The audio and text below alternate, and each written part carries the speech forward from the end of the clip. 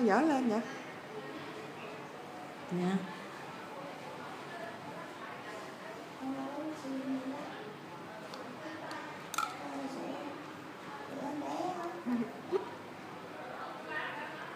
Mở mắt ra nhìn.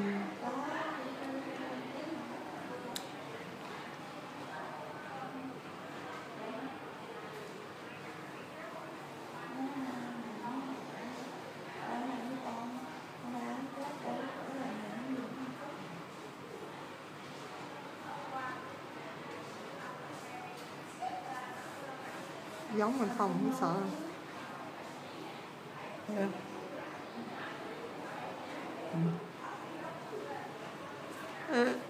Nhìn kìa. Mở mắt kìa. Ủa mở mắt kìa dễ thương vậy ha.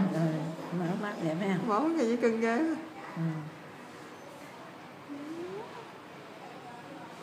Uống ăn không?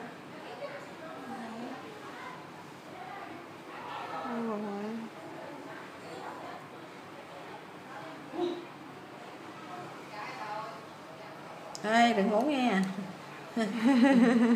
Ngủ cái gì? Trời. Ô.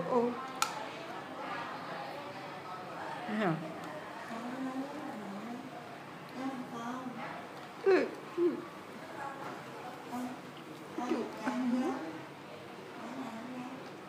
Không muốn nữa hả? Trời làm gì?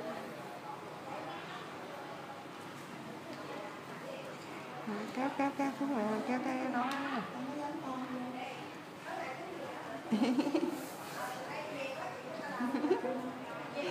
Áo à. Trời.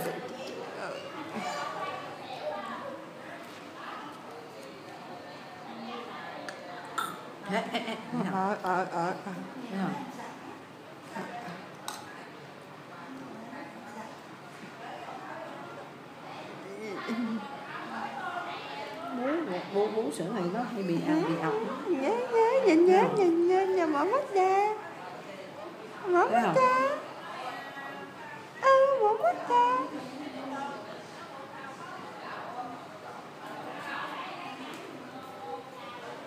Nghiệp lắm. Bú sữa này là bị ọc.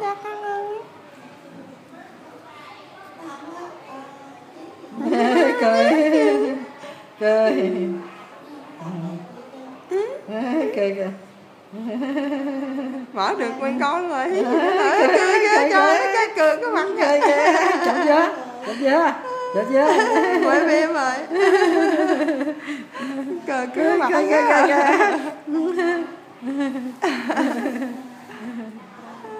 trời ơi, cười nhếch mép nữa chứ.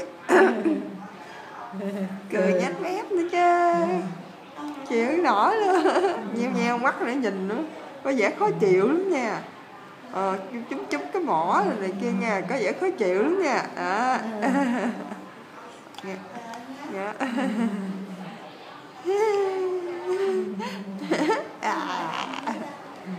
Cưng đó. Táo à, cưng à.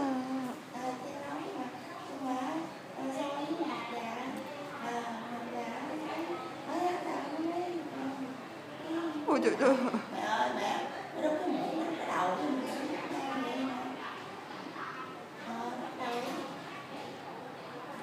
Mẹ biết mà.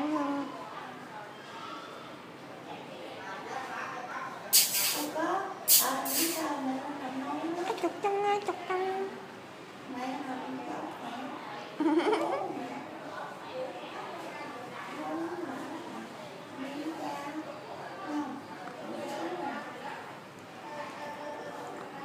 Nó uống cái sữa này hoài, ngày nay nó không thấy nó đi tiểu nhiều rồi.